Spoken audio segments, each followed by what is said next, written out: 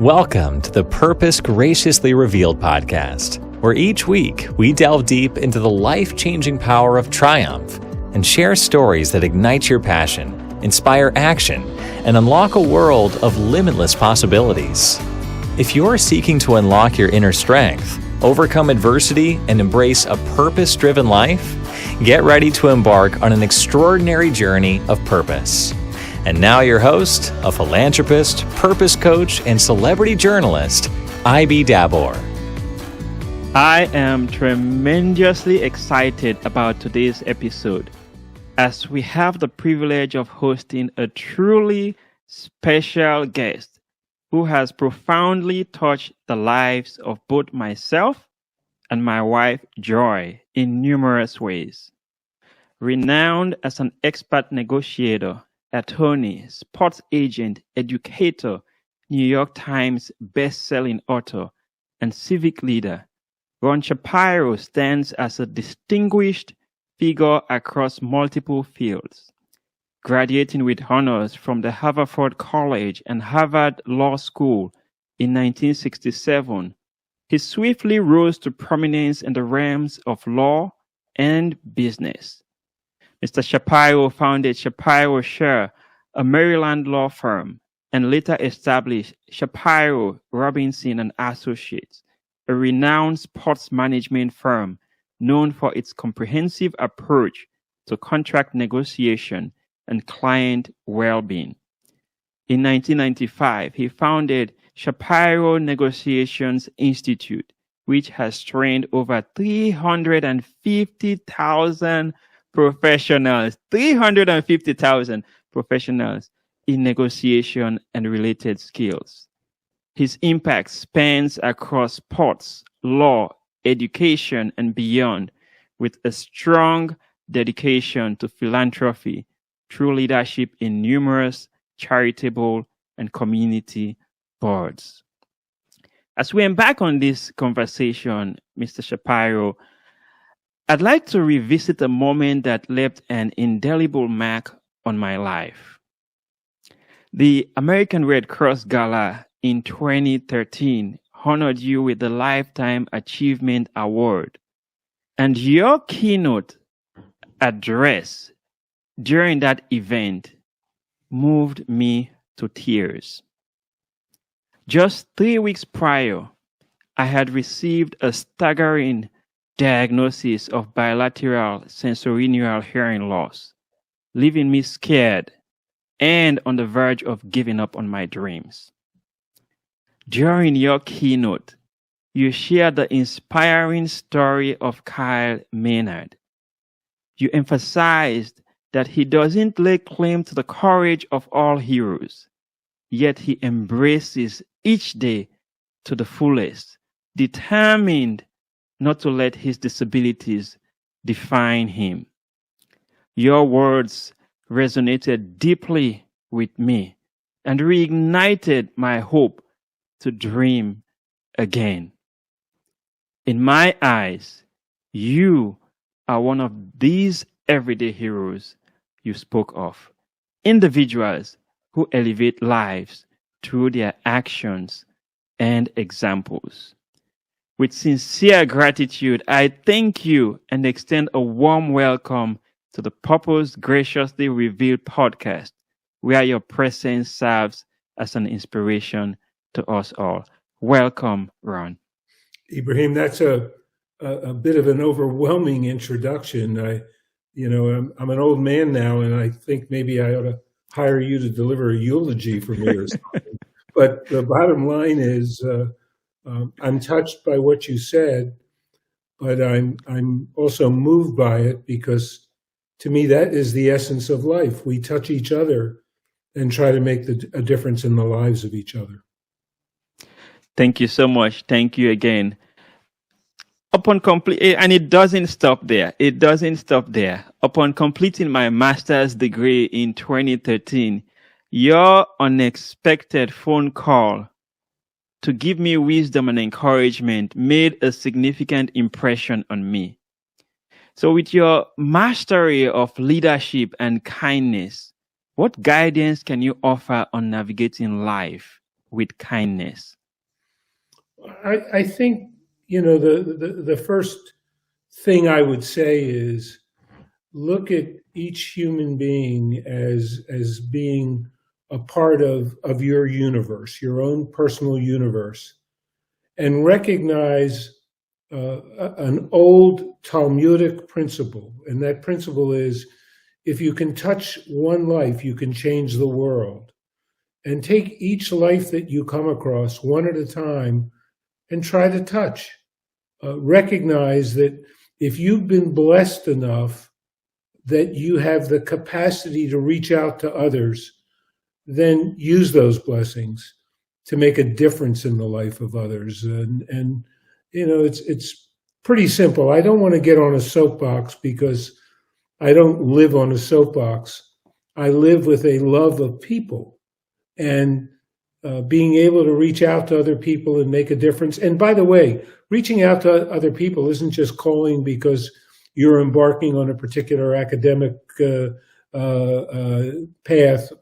It could be getting in an elevator and seeing people and extending a word of courtesy or a hello to them. I was walking in the zoo earlier this morning with my grandson and a daughter-in-law, and just saying hello to strangers can, under the right circumstances, can touch a life and elevate people. And then you get back because it lifts you as you have the opportunity to lift them. Very well said. Very well said. And there's a quote by Germany Kent that I like. It says, kindness is universal. Sometimes being kind allows others to see the goodness in humanity through you. Always be kinder than necessary. And a decade ago, my wife Joy had the pleasure of meeting you, and your generosity in sending her your books, The Power of Nice and Dare to Prepare, has had a lasting impact. She actually has your book as on the top of her shelf, and she always talks about it. So it's a vivid testament to the power of nurturing human relations. For those facing challenges in forming connections, especially leaders striving to build stronger teams, what strategies would you recommend for cultivating authentic human relationships? Well, I don't want it to sound like it's strategic, okay? I want it to be a life principle. And the principle that I think of is, if you have been, and you're talking to leaders now in leadership, if you've been elevated to a position of leadership, something helped you get there. Someone helped you get there. Think for a moment as to how that happened. And think for a moment how that elevation has impacted you in a positive and a fulfilling way. And if you think that, then think about the difference you can make by taking the blessings that you've been given and sharing them with others to elevate them. I was fortunate. When I met Joy, I already had the opportunity to write 3 or 4 books and to lecture and to do things. Circumstance got me there. I can't tell you it was part of a life plan per se, but there I was, having had that opportunity, meeting a young person who was really setting out on her own path. And I said, well, what do I have in my arsenal or my library and there were some books I had. I don't know if they're great books, but they had some thoughts in it that might help her. So I said, Joy, what's your address? And I mailed her books. I do that all the time. I meet people in airports. I meet people on planes. Some people say to me, well, we should buy your book. But the answer is I'm not selling anything. I'm sharing my blessings. Those are profound words. And I can't begin to tell you the excitement when Joy received the mail, and I was right there when she was opening the package and she held those books. And today, when I look at it, I see all the notes that she has written in the books and how she has been able to demonstrate those acts of kindness, ripple effect through her ministry with women and families. And you absolutely nailed it on the head when you mentioned about the impact that our actions can have on the lives of others. So she's very grateful. I wanted to share that her gratitude again to you, that impacted her life in so many profound ways. And thank you again. Well, thank her for me. I will. So in a world marked Yeah, by just interrupt for a second. sure. You touched on it, didn't you? You said Joy has a ministry to help lift up women. She has a ministry to make a difference in the lives of others. So it's kind of the old pay it forward concept, you know? We all are part of this link of humanity. Now, sadly, we live in a polarized world and a polarized country. And that could negate the aspiration to impact on the lives of others. But I had a friend, I'm digressing a little bit, if I could. Yes. Who talked to me this week, and she told me how a friend of hers of a different political persuasion wrote her about the tragedy in Maui and how this politician from this party was just a lot of hot air because he's from this party. And my friend believed in that party, okay? Mm-hmm. And she felt like the friend was driving a wedge between them. And the friend finished with, well, I guess you won't want to talk to me anymore, and because I've, thrown politics in here, but I'm sad about the people of Maui. And I said to my friend, this is an opportunity. Yeah. Don't give up on a long-time friendship because of a political difference. Reach out and write, and thank her for writing you, and thank her for being concerned about the people of Maui and their needs. And then say, look, I recognize we may look at this a little differently in terms of the political solutions, but we have a lifetime of friendship. Let's continue to share, and maybe we can still learn from each other. So I don't want you to think that what I'm preaching is go find like-minded people in terms of your philosophy of politics, religion, whatever it may be. Try to find the good in people, tap in, share, and see if you can form links there as well as in areas where you have common interests. That's very well said, and it leads to a next point here, which is very important. In a world marked by division and conflict, your institute, the Shapiro Negotiations Institute, has provided training for over 300,000 professionals in the art of negotiation, handling challenging personalities, and enhancing preparation and listening skills.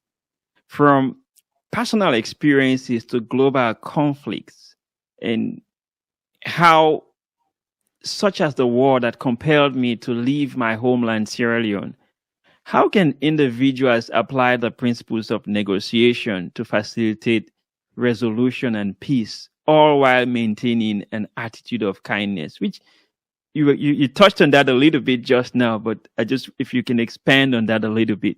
Well, I'm going to jump all over the place now because you've said negotiation, conflict, things that interest me. By the way, we'll never be 100% successful. Let's start with that. Mm-hmm. So be willing to fail, even when you try. But be willing to fail, but always try is what I would like to say. Mm-hmm. Let me start with that. I think back on a man who is now in hospice, but who led our country, Jimmy Carter, a profoundly brilliant, a nuclear physicist, a religious man, on so many levels, a politician.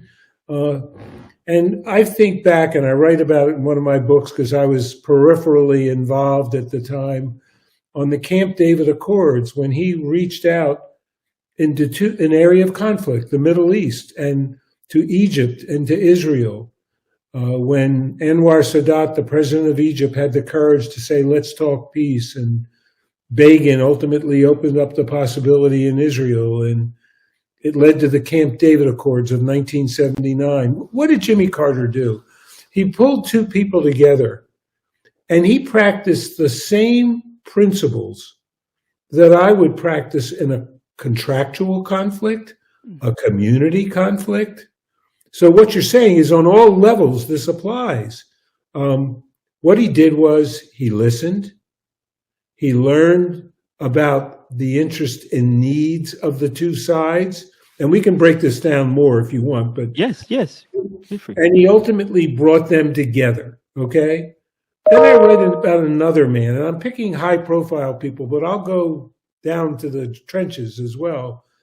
Nelson Mandela. He's put on Robben Island for 19 years. He's treated in the worst possible way apartheid could treat a man of color. And yet he comes back to his country and he sees the conflict and he asserts himself by creating the commissions which allowed people to tell what happened to them, and the Truth and Reconciliation Commissions. He reaches out in the world of sport and brings together a rugby football club, which was basically a bunch of white men who before that, and a few, maybe one or two black men, but before that had no connection across racial lines. And he saw the possibility for building bridges. Yeah. And he looked at the interest of the parties, he addressed them, and he resolved differences. Now, I'm wandering away from your original question, so I'll let you bring me back to it again. But what I'm saying is, if you recognize that you may not always succeed, it's worth taking the principles of preparing, of learning about the other side, learning about their wants and needs, developing your own objectives and your wants and needs, and then working, and there's a methodology in my books, which I'm not going to teach or preach right now, but the bottom line is using that to resolve differences. Yeah, and you raise two good points here. Excellent point. You said be willing to fail and always try. And you summed it up there about learning about the other side. How important is it really to learn about the other side? And obviously, some of these challenges are in the home as well. Well, right? you know, it could be that you have two parties and one only has 5,000 to give and one wants 10,000. Well, how are you going to resolve that? You can't resolve it with 5,000 and 10,000 because they're too far apart. But you start finding out what else each is interested in. You know, the one who wants 10,000 also wants to play on a championship team. The one who only has 5,000 wants people of character in their organization and knows how to reward character outside the scope of how many dollars it has to offer. And you look at interest and you try and match interests that bring parties together when the amount of money or the amount of whatever the treasure is that one side or another wants or one side or the other can give is limited. It can't come together. But I have found that just listening to people's wants and needs sometimes has provided me with the tools that allow me to craft the solutions of the differences that exist between them. And I'm going to digress to an entirely different area. Mm-hmm. I have been involved in an organization called Peace Players. And Peace Players doesn't negotiate with words, it negotiates with sport. And it uses sport in areas of conflict throughout the world, in South Africa, in Northern Ireland, in Cyprus, in the Middle East, where I've been a number of times with them. And you know what? They negotiate a different way. They find children who would normally ultimately be in the streets fighting with each other or bringing physical harm with each other. They give them a basketball and they teach them how to play basketball. And then they have them play games together on integrated teams. And before long, those kids have an interest in sport, and they have an interest in getting together to play and an interest in winning championships by using the best of each group. And all of a sudden, they've bridged a conflict that could exist. That's a negotiation. And negotiation is a word that is so broad. It's not just contracts and diplomacy. It's every aspect of life. And the tools of negotiation are much more than words. Ron, you remind me of the power of sports, especially as you talked about your latter point about peace players and how they negotiate with sports.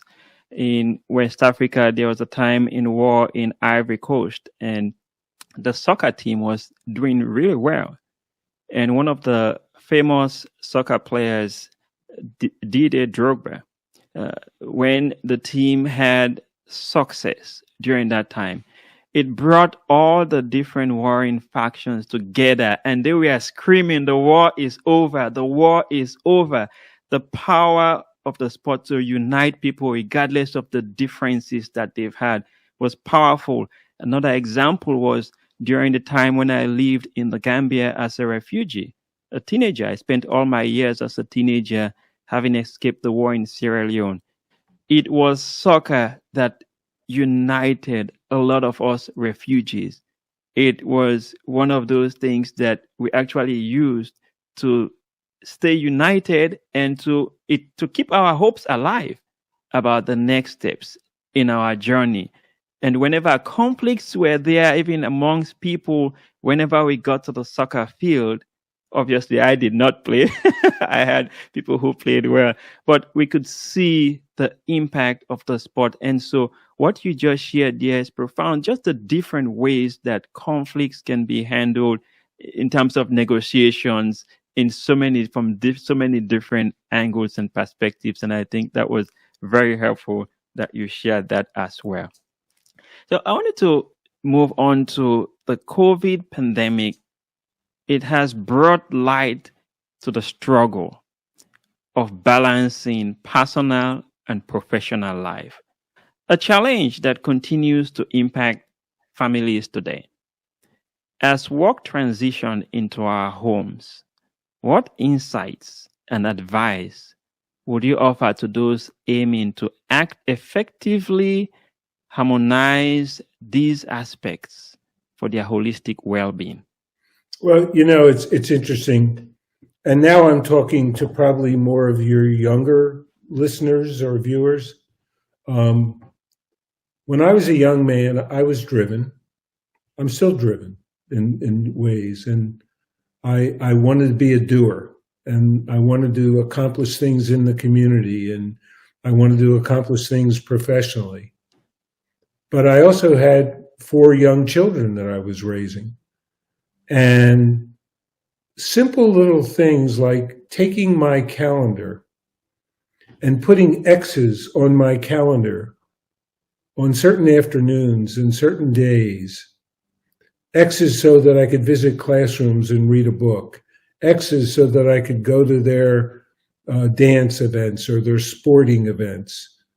X's so that I would have time for them if they needed me to do something with them. Now, look, I had a crazy schedule. I worked from morning to night.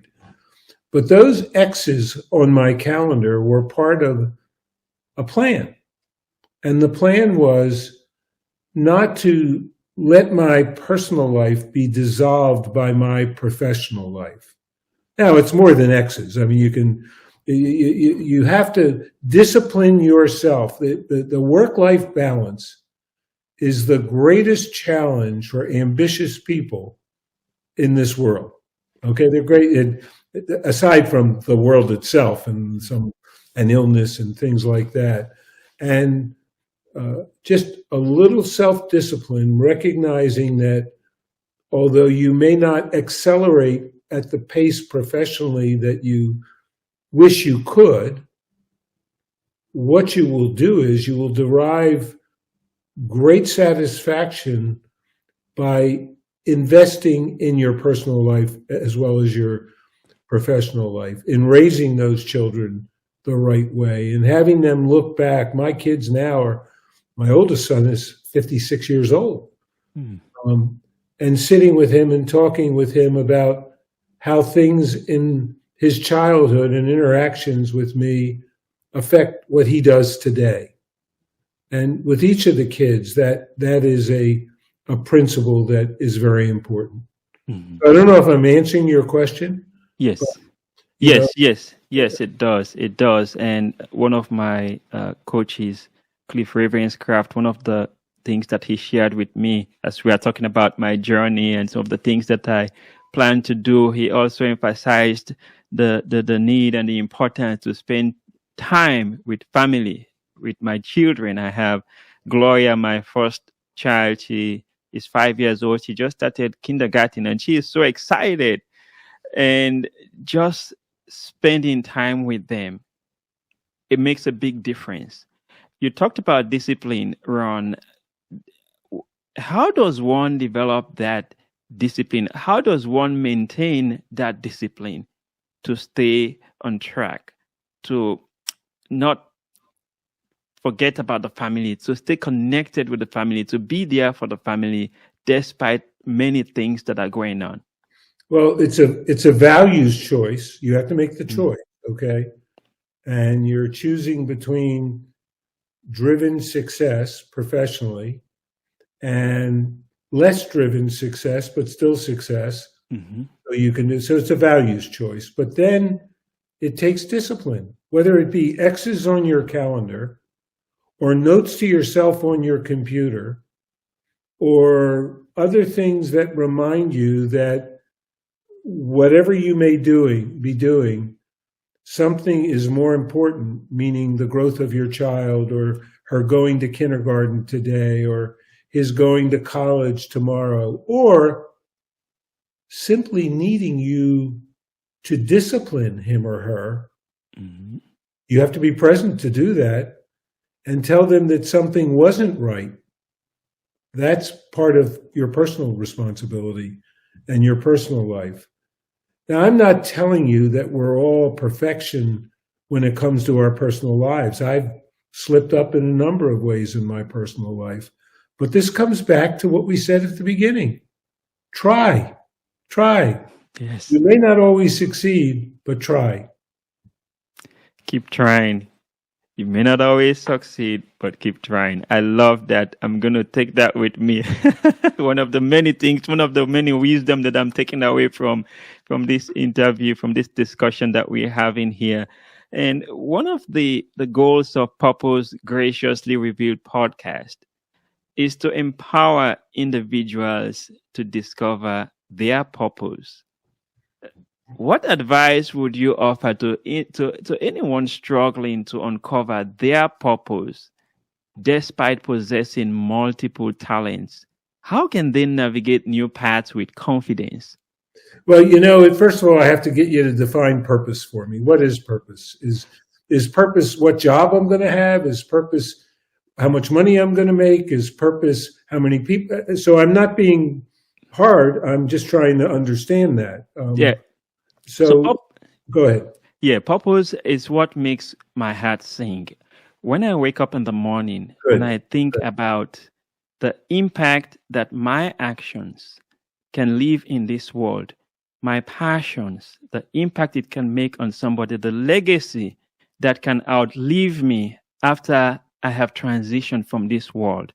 That one thing that I can do to impact the one person's life that they can look back and say, wow, I came from this point and I experienced something great, something that I could not imagine that I could do or accomplish. Well, just like your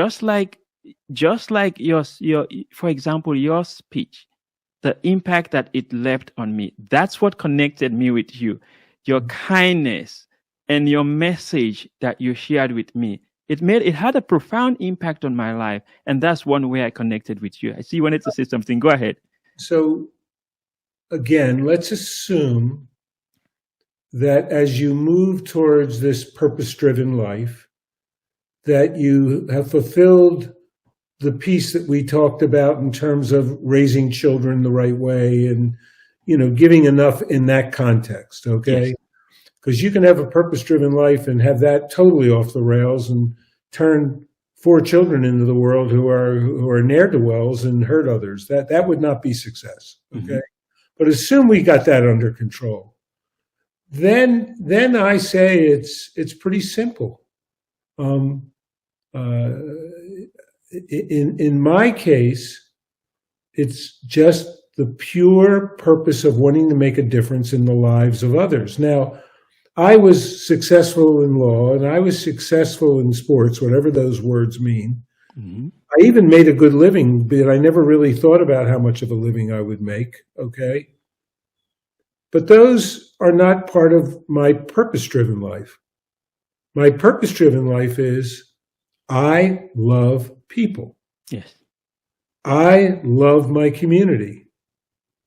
So giving as much as I can back to other people and the community, to me, is my motivation and hopefully the result of what I'm motivated to do. Today, I had the most interesting and touching and emotional and difficult phone call. I had a call from a man who worked with me some years ago. And when he worked with me, we butted heads because I felt he wasn't doing the right thing by me and the organization that we were a part of. We went our separate ways. And I would call him occasionally to wish him a happy birthday or say something. I stayed somewhat connected, but we drifted apart. And I even heard some things he said about me which were less than complimentary, which is going to happen in life.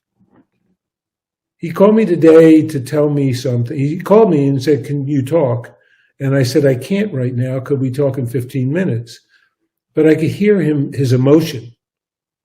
And I called him back and I said, I heard you crying or something in the background. And he said, I'm very emotional, but I had to make this call. And I said, "Why did you have to make the call?" And he said to me, "I made it because, Ron, I have throat cancer and it's metastasized and I'm struggling right now.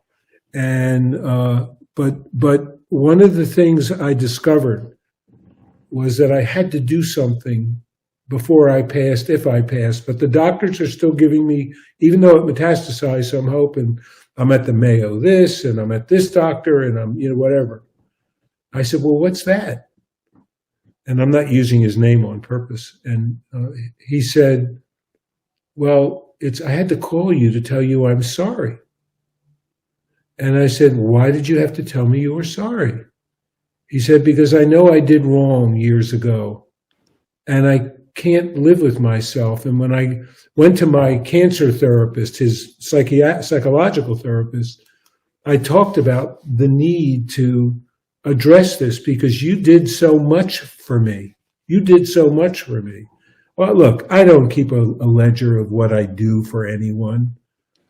But obviously, I impacted his life. Now, he didn't follow what I had hoped he would follow.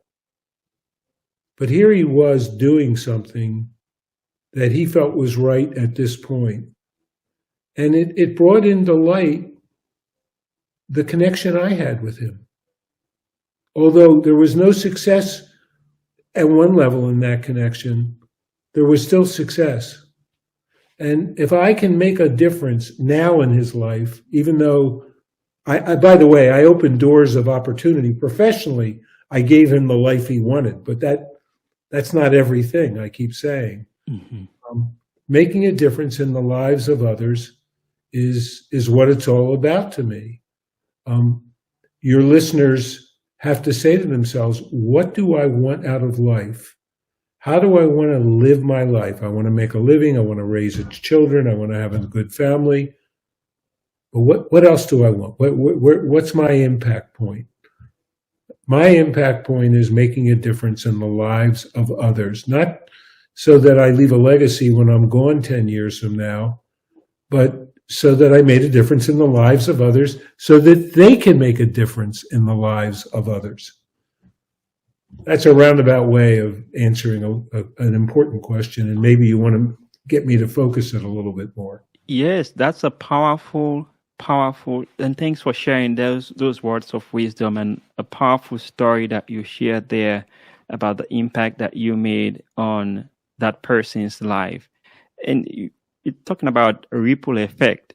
If we can talk a little bit more about that, because I want our listeners to understand what it means to make that impact and how that ripple effect can grow. Again, we shared Joyce's example, and I see how what you did by sending those books and the wisdom that she's gleaned out of those books, how they are helping her in her journey.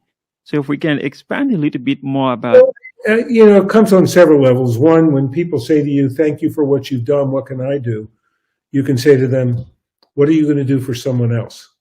Yeah. The pay it forward concept makes for good books and movies, but it's true. Mm-hmm. It's really what it is. And so you ask them to take what you've done for them and they do for others. And we sort of make it a chain of doing and giving. There's an old saying that Winston Churchill supposedly spoke. No one knows because everything gets attributed to him, so everybody's quoting Winston Churchill. But and it goes back to the Talmudic saying that I started with: change one life and you change the world. This is, you make a living by what you get, you make a life by what you give. Hmm. And I truly believe that. You make and it's a double entendre. You make your life by what you give, and you make other lives by what you give. And to me, that's the bottom line, Ibrahim. That's wonderful. That's awesome. And thank you so much for sharing those words with us. So profound. And I'm so very appreciative. So, Ron, as we wrap up our conversation, and I have enjoyed every bit of this conversation, do you have any closing thoughts or parting words of wisdom that you'd like to share with our listeners? Obviously, aside from the ones you've already shared with us. So I don't want to repeat myself, and I think I'd just be repeating myself. Being on the other end of a conversation with you and feeling the joy, and obviously you're married to joy, so that's wonderful, but feeling the joy you feel in life and hearing that I played a small role in that, along with many others. Again, I say to people, look at examples like you and me and see in those examples what might uplift them. I think the greatest lift in life comes from what you help others do with their lives. And, it sounds like a platitude, but it's a reality. And I would also say, don't be discouraged by the conflicts and the polarities and the things that are going on in today's world. Just take it one person at a time, like my friend who wrote that letter to her friend who was on the other side of the political fence. Reach out. Tell them you love them even though they don't necessarily agree with you. Find a bridge to build. In your communities, find bridges that you can build, whether it be through sport, whether it be through negotiation, whatever it may be, and then come back to the guiding quote that I laid out, that Churchill supposedly spoke: you make a living by what you get, you make a life by what you give. Thank you for giving, Ibrahim, and thank you for giving me the opportunity to share. Ron, it's been an absolute honor to have you on, and just the words of wisdom that you have shared with us today. I am so grateful, and I thank you for your time and for the opportunity. And I want to thank you again for being there for me all these years. Every time I reach out to you, you do respond. And no matter what you're going through, you have been very responsive to me. That has played a big impact in my life, and I have learned several lessons from your actions, your values that you embody and that you share every single day. I feel it. My wife Joy feels it, and we are so inspired. We are more than inspired to continue to impact lives every single day. That's one of the reasons why I launched Purpose Graciously Revealed podcast, which is to thinking about the people and thinking about just that one life that we can touch with our stories and how that can impact them and change their world. And ultimately, they can do likewise, just like you wisely advised, Ron. So thank you so much for that. And just I want to share a few words with our listeners. Thank you all for joining us on this inspiring journey of purpose and wisdom. Our conversation with Ron has shed light on the power of kindness, negotiation, authentic connections. As we navigate our lives, remember his valuable insights and stories that have touched our hearts. Build bridges. Ron talked about building bridges. Remember, each step we take, fueled by purpose and driven by compassion and kindness, has the potential to create positive ripple effects, like Ron already attributed to, and resonate far beyond ourselves. Until next Tuesday, keep seeking, keep learning, and keep embracing the grace of purpose in every facet of your life. Thank you for joining us on this extraordinary journey of self-discovery and purpose. Subscribe to the Purpose Graciously Revealed podcast and never miss an episode. Visit www.pgrpod.com and follow us at PGRPod for more resources and inspiration. Embrace your inner strength, ignite your purpose, and become the hero of your own extraordinary story.